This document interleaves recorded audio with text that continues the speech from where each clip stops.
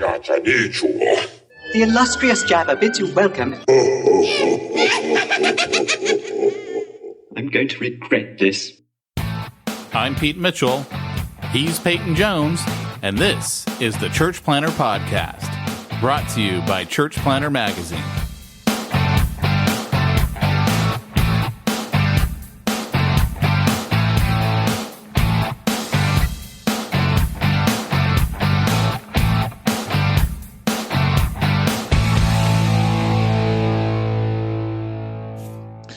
Hey, Church Planter, this is Pete Mitchell.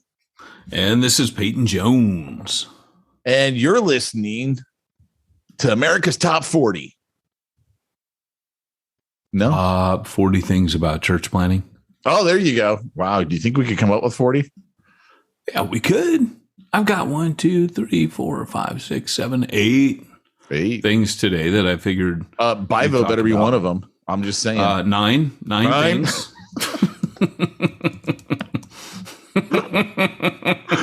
It actually was when I was writing the list, and then our podcast started, and I was like, well, this is just this week. We can always hit it back next week too. So before we get into our topic, because we've only got 3 episodes left, this being one of the 3, right? 48, 49, 50, and then we're done forever. What's going on, man? What's going on in your life? Anything new? Well, I am almost at the very end of my build. In fact, that should coincide right with the end of this podcast. It's like Methuselah, you know, when it is finished, it will come. We basically, my finished carpenter comes down today. I think he's got a couple more days here, and that's it. And then really? Beyond that, it's painting, which I'll be doing in the cracks and crevices of my life when I can find little bits of margin. So we get really good with the spray gun, I think. Yeah.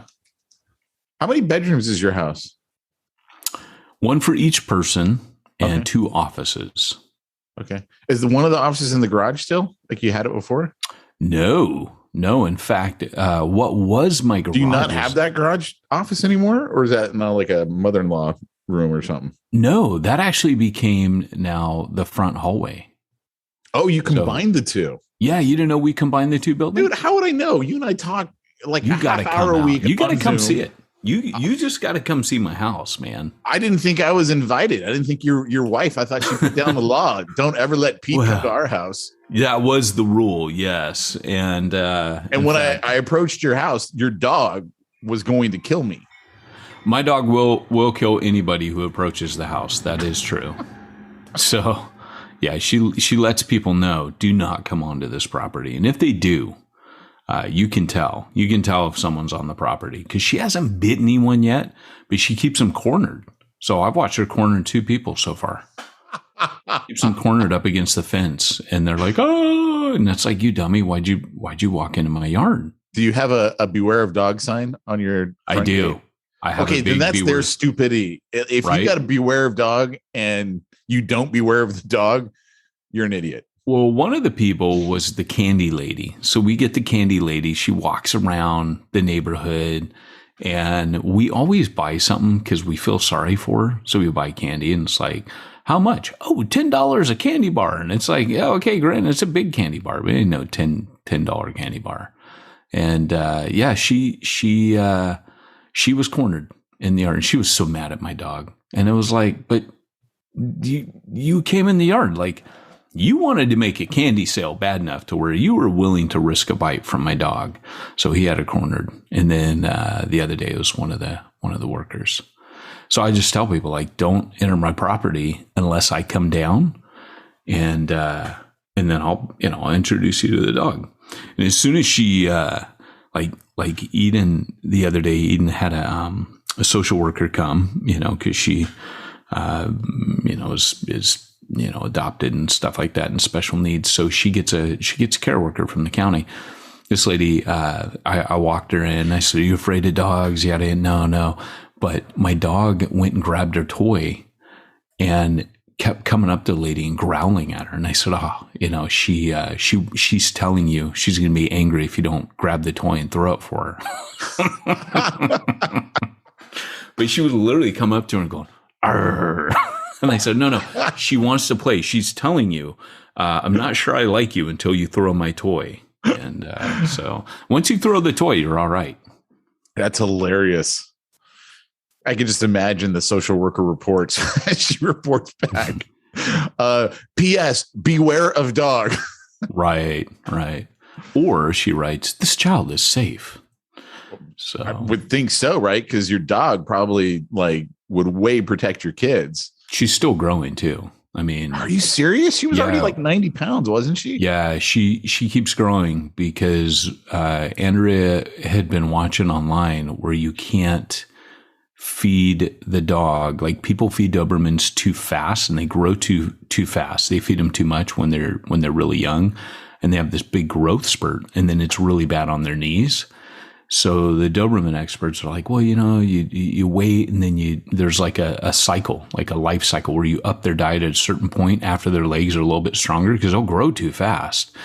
And so Andrea followed that. Now she's still growing. She's hitting another growth spurt, but her legs are ready for the weight. I think she's like 11 months now. Is that right? Oh, my dog's older. No, that's not right. She's over a year. That's what I thought, because my dog just turned 1 in September. My dog's small, man. She's got to be the smallest pit bull you ever saw. Really? Like even Ricky was bigger than Zoe. She's a pocket pit. She is, and she's got such the lab face.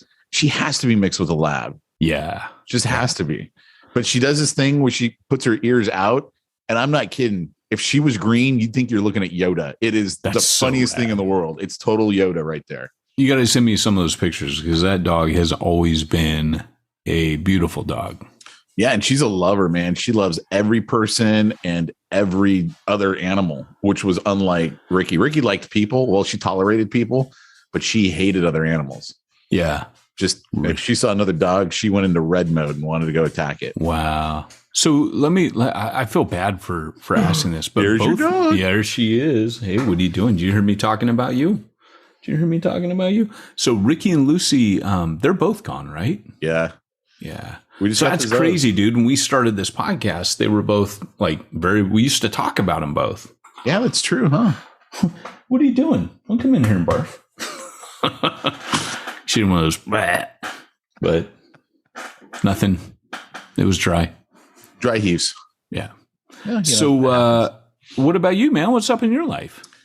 Dude, so I'm telling you, man, I think things are getting serious here at the Mitchell house about leaving California. That's crazy, dude. Things I never thought I would hear Pete say. I know, right? And not by my choice. I would have left 20 years ago if I'd been able to. But so I've actually been reaching out to friends who I haven't talked to in years, but I know they've moved to freer states like Texas and Tennessee, and getting the lowdown from them on, if I were to move out there, where should I move? What's the weather like? What are the things you wish you'd known when you'd moved? All that type of stuff, trying to get the details on what's the best thing to do for the family. Yeah, I'm hoping you'll hold off in case I go to one of the Carolinas. I might. I don't think I'm going to get my wife to go to the Carolinas. And by the way, go to north, not south. Really? Yeah.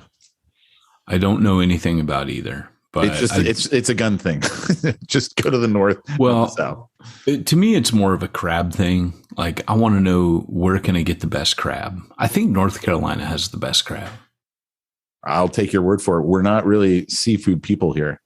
Yeah, I am. I mean, the crab alone. But the older I get, the more crab is not as appealing to me. Because I'm like, I'm gonna. I got to be honest with you. If your family moved, I would if we moved in the same area, that would literally be the greatest thing. That would be amazing. That would be pretty dang cool. How many years has it been since the last time you and I saw each other face to face, not on Zoom? It's been a couple years. It's been a couple of years. Easy.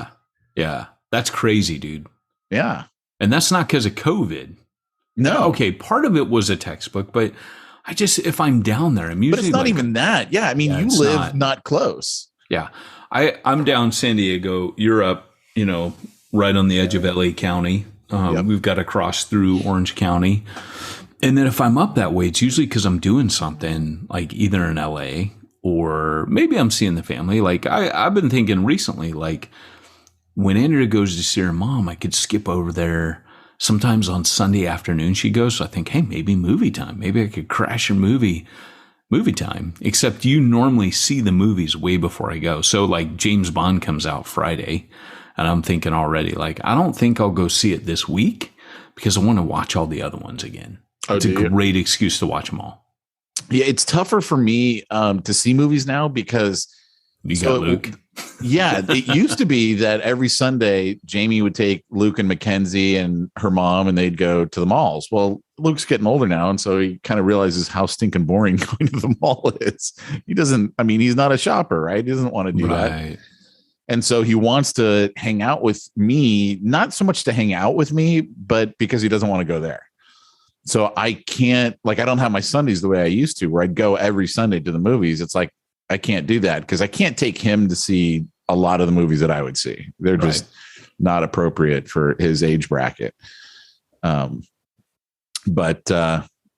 So, I mean, we did see Venom this last Sunday. He and I went. So he'd never seen the first one. So we watched that on Saturday. And then. Do you like the first one? I liked them both. No, he?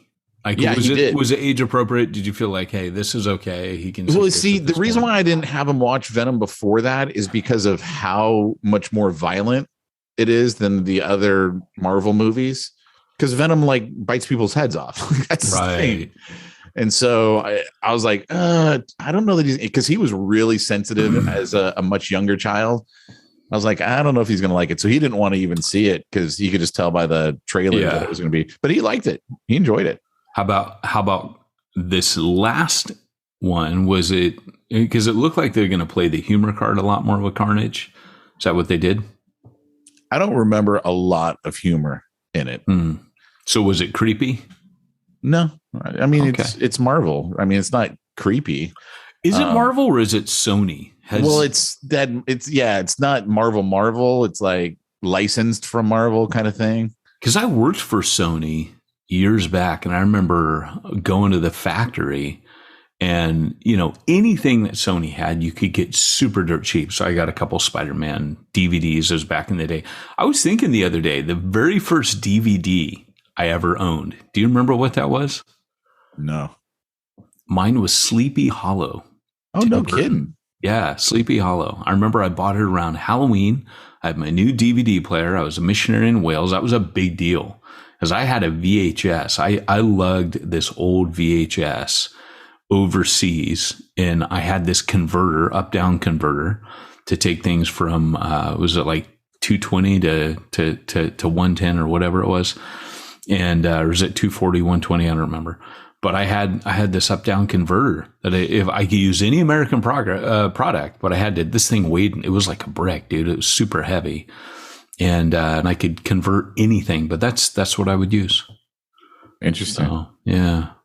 Yeah, it's weird. Weird times. But yeah, I was just thinking back yesterday, like, yeah, that was it's like your first album. Do you remember what your first album was you owned as a son of a Baptist pastor? I can tell you the first. Yeah, actually, I do know the first album I ever owned. The Mortal Kombat soundtrack to the original Mortal Kombat movie. Whoa. Wow. Finish him! Ding, ding, ding. Yeah. Great techno music, man. Let me tell you. Kombat. Yeah. Great techno music. Yeah. I saw that movie in the theater. I probably did. Who knows? Yeah. It wasn't a great movie, in fairness. Oh, I loved that movie. Did you? Kano? It's rad. I don't remember much of it. I just remember being like, this was not, but it had some cool parts. Sonya was played by this gal. I think her name was like Bridget Wilson. She was Miss Vaughn in Billy Madison. So I loved it because it was Miss Vaughn. Oh, how funny. Playing Sonya. I was like, oh, that's perfect. That's great. So funny, man, these things. Well, hey, we're probably out of smack talk, running into our actual topic today, which, Pete, since we're shutting down the podcast, I thought it'd be good to talk about the things that we have tried over our last almost 450 episodes to lay down for church planners. As you know, we are, you can only do something for 8 years and not sound or feel repetitive. But of course, we've gone over all that. But yeah, I thought it'd be good on our not our penultimate episode, but our next but one penultimate episode. That's a very British way of saying that. Next but one. To talk about what are some of the values and things that we have. And I think our next two, our last one is going to be kind of like us talking, looking back, reminiscing. And next week, I don't know, we'll do something similar to this, but from a different angle. We might talk about, like we'll have our favorite moments, but maybe you mentioned the dolphin, and that to me. The dolphin, and I just realized that at your funeral, I'm going to make sure that everyone who speaks at it is wearing a T-shirt with Jesus riding a T-Rex. Please, yes, because I told Pete today, I was like, Pete, I'm counting on you for my funeral. You need to never grow up because I need you. I need you to deliver at my funeral. Could you imagine if I'm like 98 because you finally died at like 102 and I'm going out there with the walker and I'm like, wait, get me the dolphin. Get me the dolphin. Like, what are you talking about? The dolphin hologram? No, dang you. I need an inflatable dolphin with a motor on it. They're like, we don't know where we could get one of those. Like, harkening back. What that is, Grandpapa. Oh gosh, harkening back to one of our greatest moments, and Pete's like, I'm sending one of those up on at your funeral. Oh yeah, and for people who haven't been listening to the podcast and don't know what we're talking about, too bad. And then you need to peace out with mi dragon. Es muy rápido. Oh, but we're stealing our own thunder. Who drew the comic of the two of us, and I was wearing the Mi Dragón es muy rápido t-shirt, and you had Jesus riding a T-Rex, and someone drew that, and I think we stuck it in the Church Planner magazine. Was that the coloring book one? Maybe it was the coloring book one. I think I did that because we gosh, that was funny. Back in the beginning, for those of you that don't know, Pete and I used to do completely stupid things for this. Stephen Furtick came out with that coloring book. It was kind of like scandalous. He had this coloring book, and it was almost like a pledge. I pledge allegiance to Stephen Furtick, and it got kind of like a bunch of negative press because people were like, "Oh my gosh, it's so cult-like," and so we made a comic book page with you and I on it, because in the comic book with Stephen Furtick, it shows Stephen Furtick, and he's wearing his like open shirt and his rings and medallion or whatever, and he's all hipster in it. And so we made one, and I think you've got a snorkel and because I had a picture mask with me like that. Yeah. That's what it was based off of. Yes. And then there's me, and I got my little thing, and there was something to do with ninjas on that one. I remember that. And then it had a mock of whatever the text was. It was in Stephen Furtick's coloring book. I'll find that picture somewhere. And I actually colored on it. Like, yes, I scribbled on it like a little kid had scribbled in Sunday school. And we posted that, and then I think you and I laughed about it, and no one else did, but that is so true to the Church Planner podcast in the early days, right? We amused ourselves largely. Yeah. So ain't nothing wrong with that. No. All right. Well, hit us, Doc. Great Scott, it's time for this week's topic. That's the worst one you've ever done. I couldn't remember. I'm like, wait, Doc, what's he talking about? That was the worst. Normally you nail that. We've done this so many times. I can't even remember what the heck I'm doing. Let's get down. It's time for this week's topic. Let's get down to the nitty gritty. So you threw me off. Stretchy Even pants. Mine was terrible. You need some stretchy pants. That's right. Sometimes, Chancho, a man must wear the stretchy pants. So, okay. So this kicks straight into my first point. In fact, I'll put these in the chat for you, Pete, because, hey, we're getting close to the end here. So, might as well keep it kind of professional, right? So there we go.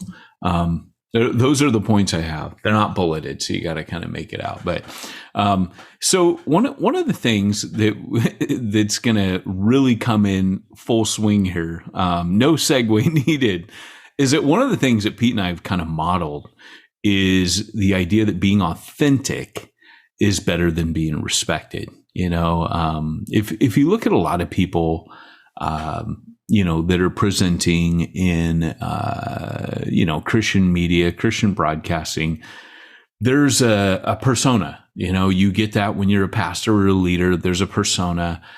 And, I could mention any one of, the names, Tim Keller, Ed Stetzer, any of the guys, Greg Laurie, who just did a Harvest Crusade, or, and you don't really know the real them. You don't talk about them stabbing themselves in the leg. You don't talk about what movies they think or what they think of Spider-Man or how they hang out with their kids or whatever.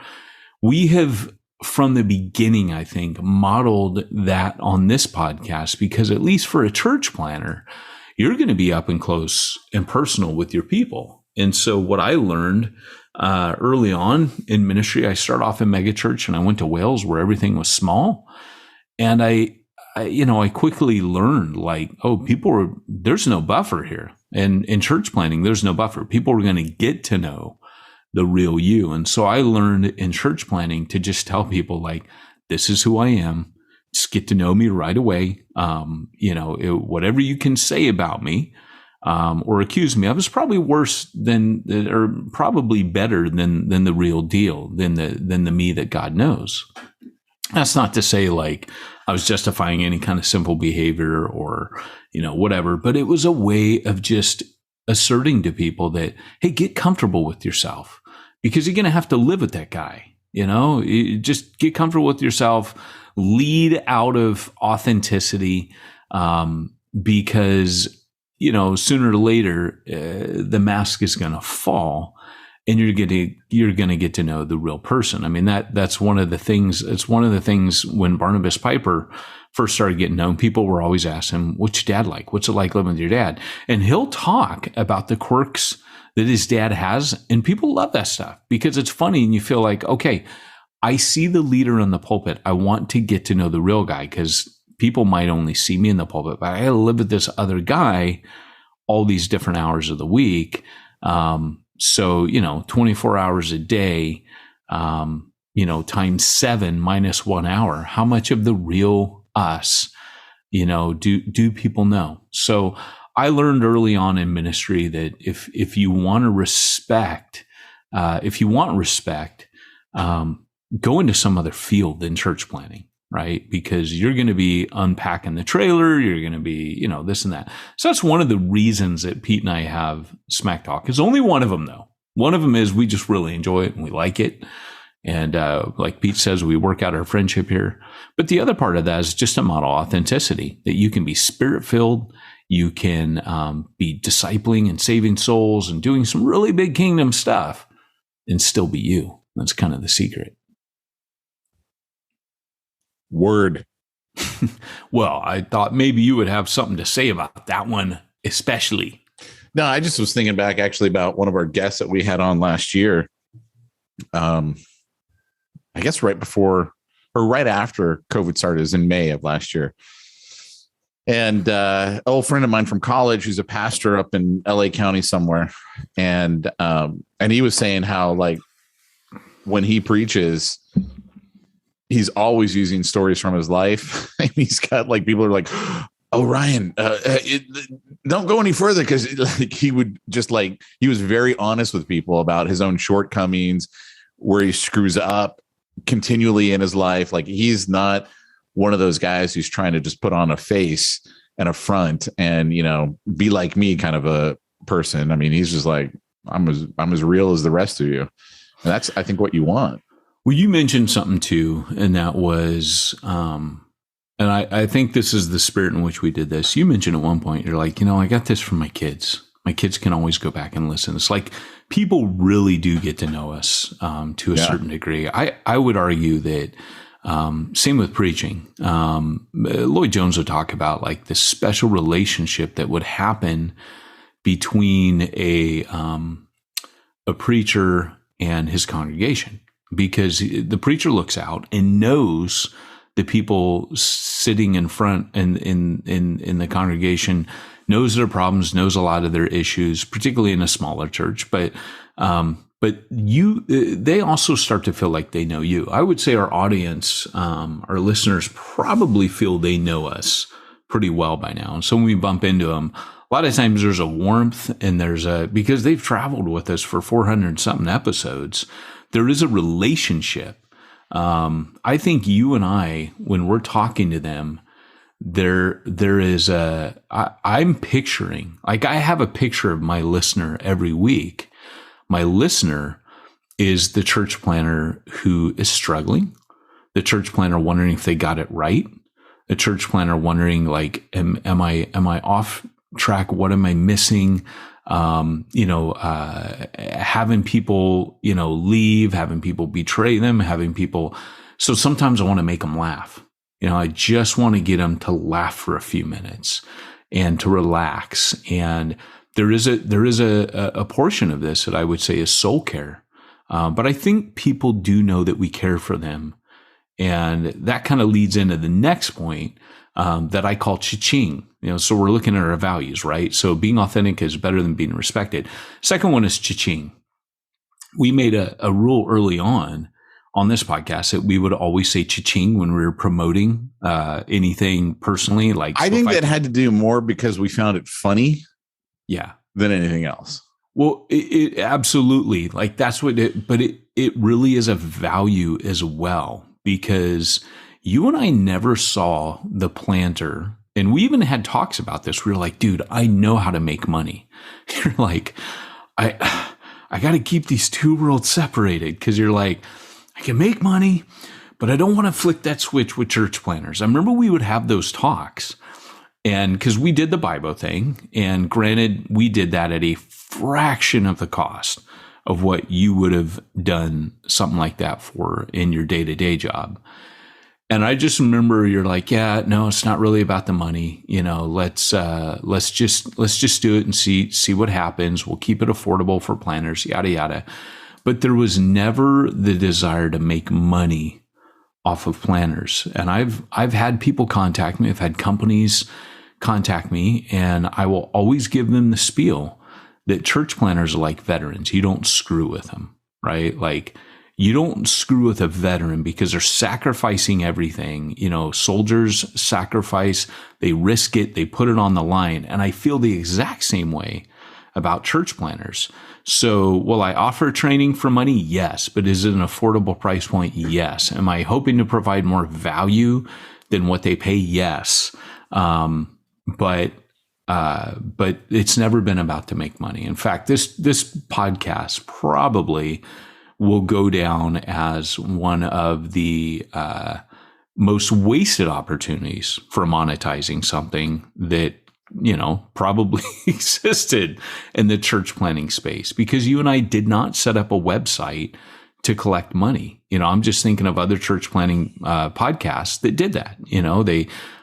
There was one that was big, and it set up this big thing, and it made tons of money. And, and you and I intentionally did not go that route, because it wasn't like, hey, this podcast is a means to an end. Now, we did want to start a magazine. And we did start the podcast to proclaim the magazine. But at the end of the day, we kind of came to see that, hey, wait a second, this podcast actually is more valuable. We think the podcast is way bigger than the magazine. Yeah. So any thoughts on that? No, I would just say that I don't think, for us, there was always the sense that we don't want to take advantage of church planners. Yeah. And I wouldn't even say that we were opposed to making money. We just didn't want to take advantage of them. Yeah. And that doesn't mean you can't ever make money, because we did. We had the Bivo Inner Circle. I had the Platinum Bivo group. We had that stuff, but like specifically the Platinum group, which was $5,000 to come through it. If you did the single pay, if you did the pay over time, it was like $6,500, which is what almost everybody did. Right. I I would talk to them beforehand and I would tell them, hey, look, when we have this phone call, I'm not going to let you sign up. Like, this is just information. This is for you to find out if this is right for you, and for me to find out if I think this would be right for you. And there were several people that I'm like, look, I don't think this is going to be good for you, and here's why. But at the same time, because I'm such a massive introvert, going into sales would not be a wise choice for someone who's as massive an introvert as me. And that's what I'm in. So I believe you can always work through those things that could be hindrances. Right.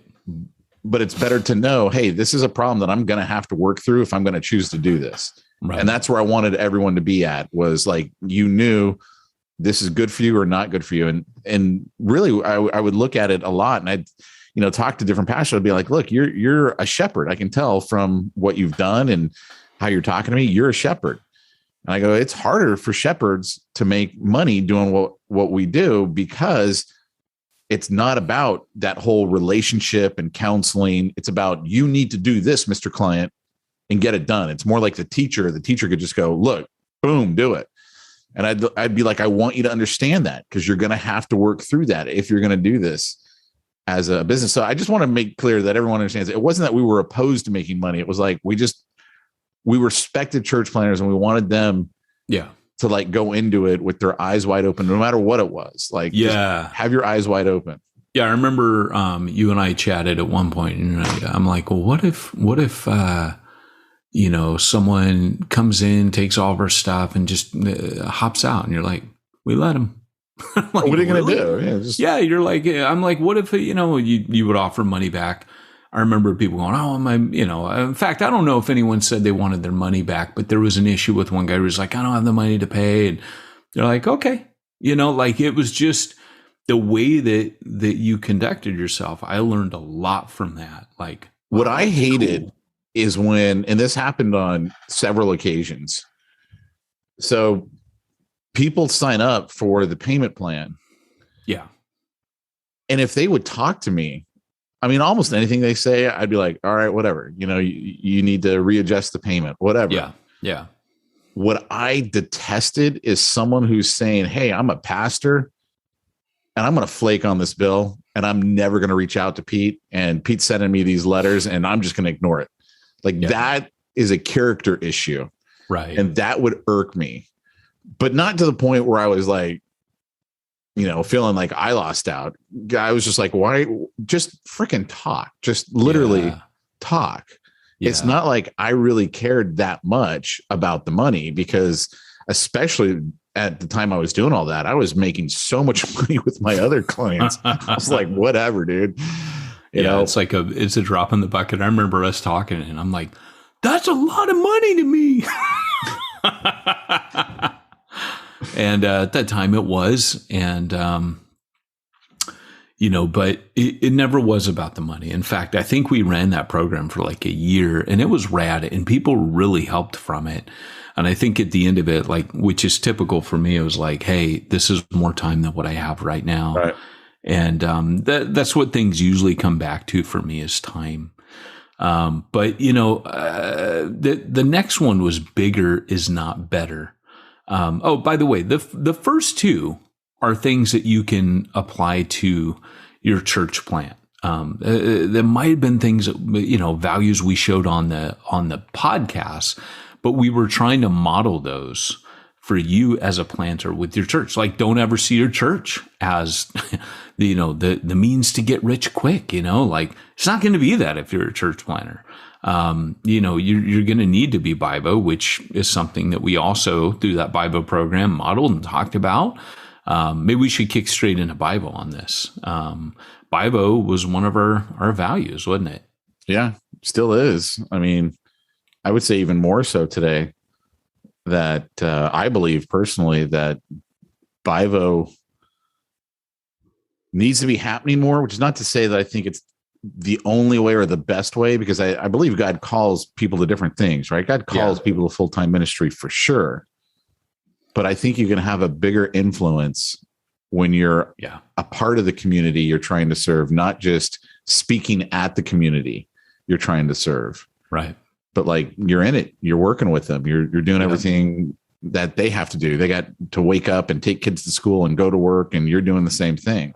And you're out there with real people, not just in this little bubble of, you got your secretary and, the youth pastor and the worship leader. And I mean, that's the bubble you operate in. And then, all the heathens show up on Sunday and we preach and sing and all that. It's like, I really think Bivo is probably the best way for the average church planner to go, for sure.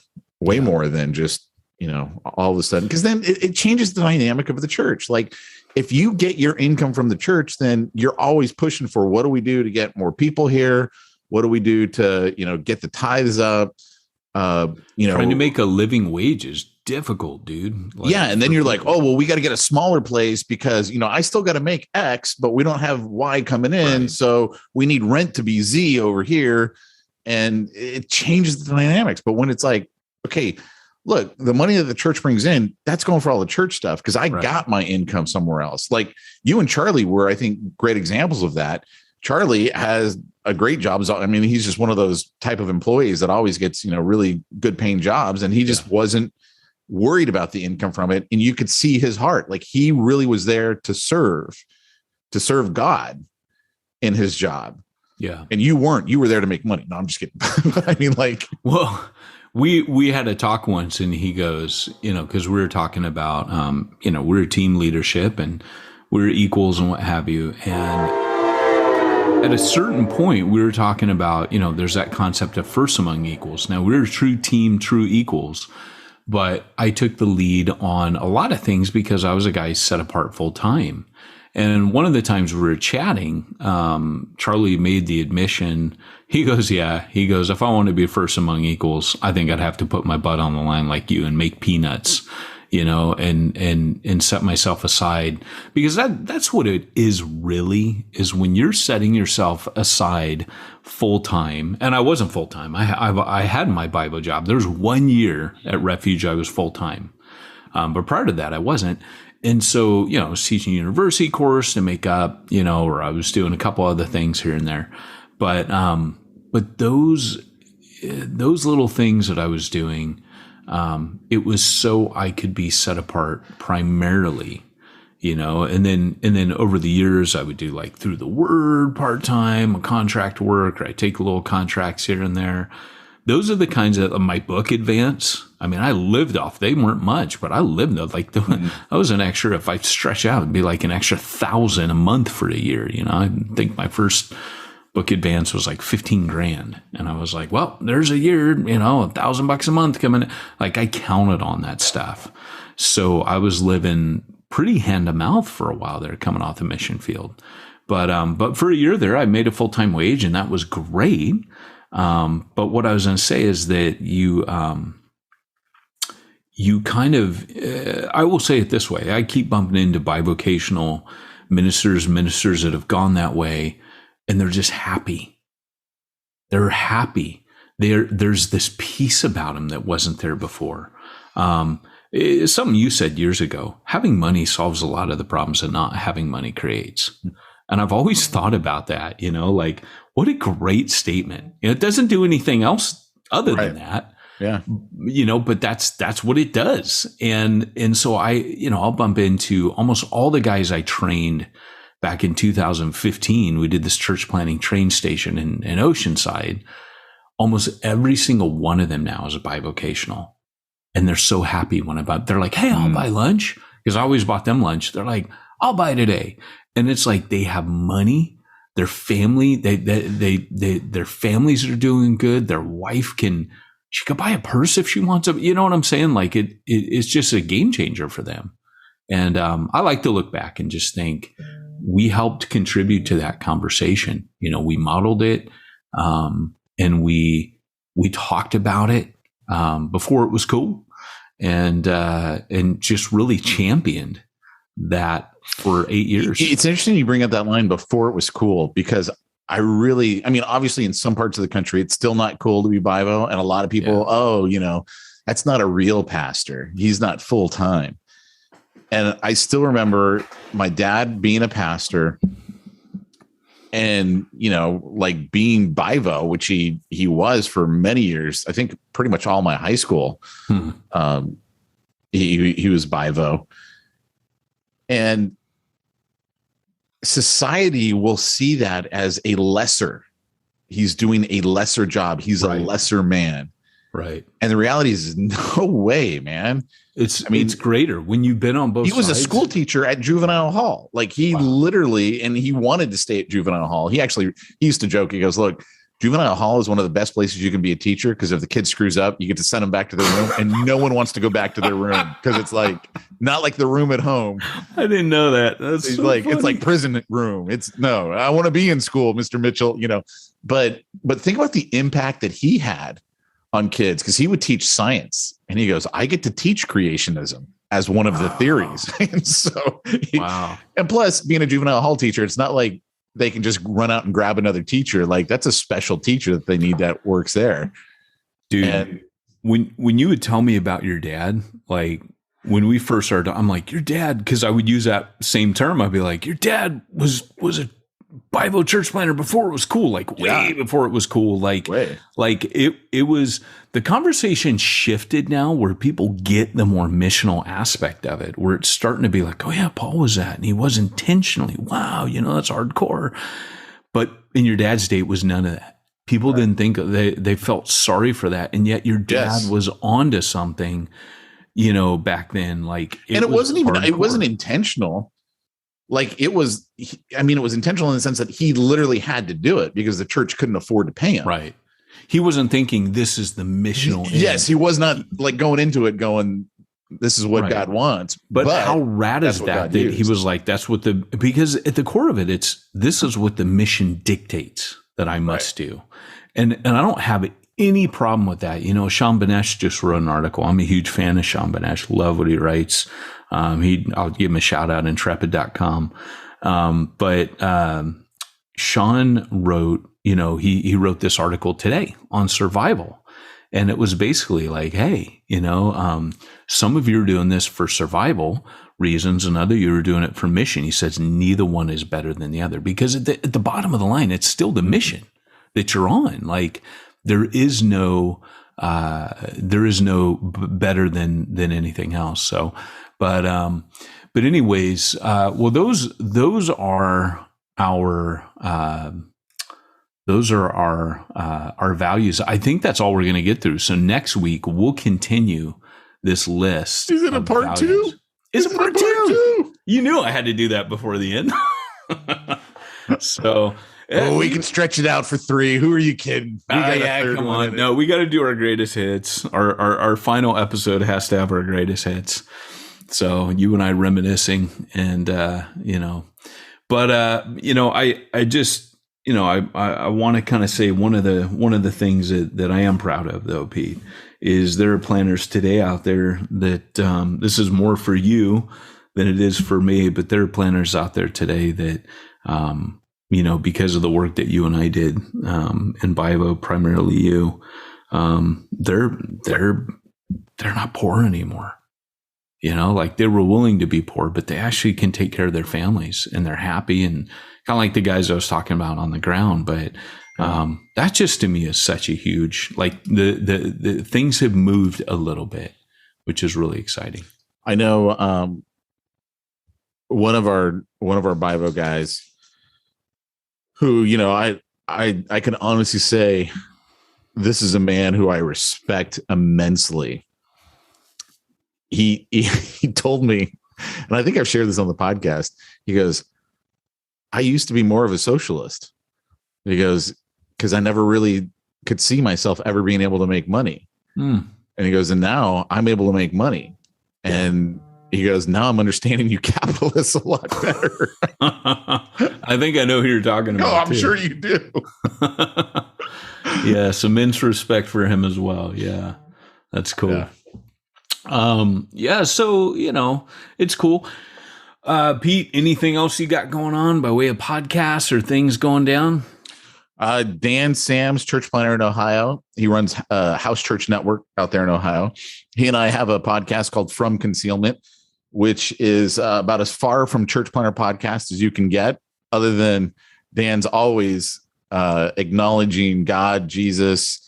Hey, that's where I put my faith and hope in, but it's much more of a political. Started out as a gun podcast. Now it's just us ranting against the it's us raging against the machine, shall I say. And but that one, I've got another one, Thriving Christian Business, that I do with Dave Negri, who's out in Florida. And yeah, so those are the ones that I got. Yeah, so I am folding down Ministry Ninja podcast as well. Are you really? Yeah, it's been going for a couple years, but I am starting a new one. So isn't that the one you do with Barry and your wife? Andrea? Yeah. So we're going to start a new one, which I won't announce today until it's firmly in place. So give it a couple of weeks. On our final episode, I'll announce that. So that one's starting up. But you can still catch Ministry Ninja on that this week. We talked about women in ministry, quite a controversial one, and we'll finish that podcast with a 2-part episode, not intentionally. In fact, when we started that, as a 2-part series, we had no idea that we were going to, stop, but, you can still get Plantology, the book. Be sure to pick that up, on the course front. Friday, I know this is live on Facebook, but you can still, for those of you that want to join it, you can go to ministryninja.com/5Q. You can check out the course that I'll be teaching live with Alan Hurst every other week.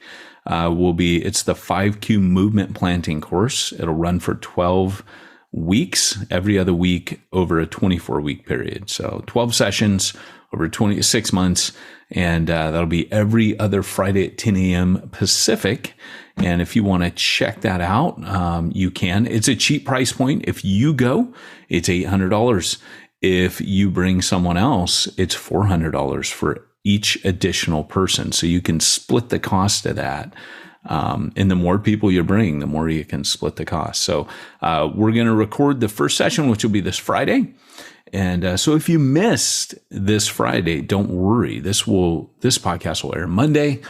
You can jump into the next 11 sessions and not really miss a ton. Just jump in and pick up in the conversation. But yeah, that'll be the 5Q movement planting course with Alan Hirsch and myself. Kind of a cool tag team on training there. And you can, again, hit that at ministryninja.com/5Q. Well, Pete, while you're taking all those courses and listening to all those podcasts, obviously you need someone to do your church finances. Yes, I do. And that's where I rely on the good people over there at simplifiedchurch.com. Simplifiedchurch.com. What do they do, Pete? They do everything. They make my church simple. Do they now? Workman's comp, payroll taxes, IRS compliance, you name it, they do it. Hey, and one last thing.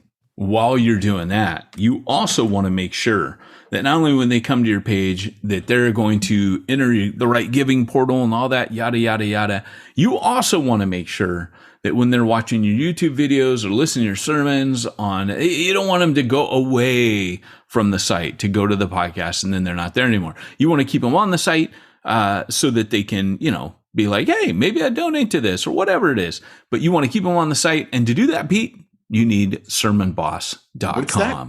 Sermon Boss? Sermonboss.com. Oh, I thought it was MoGive. Okay. SERMONBOSS.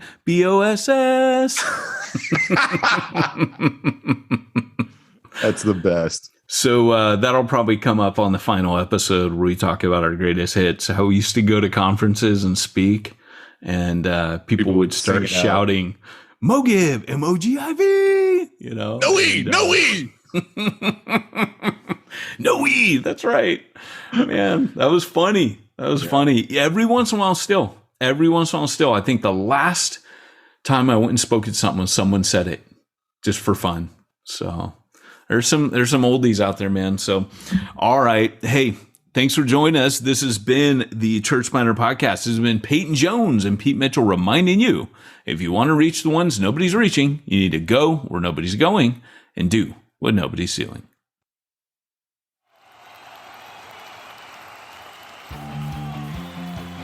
Thanks for joining us for another weekly episode of the Church Planter Podcast with Pete Mitchell and Peyton Jones.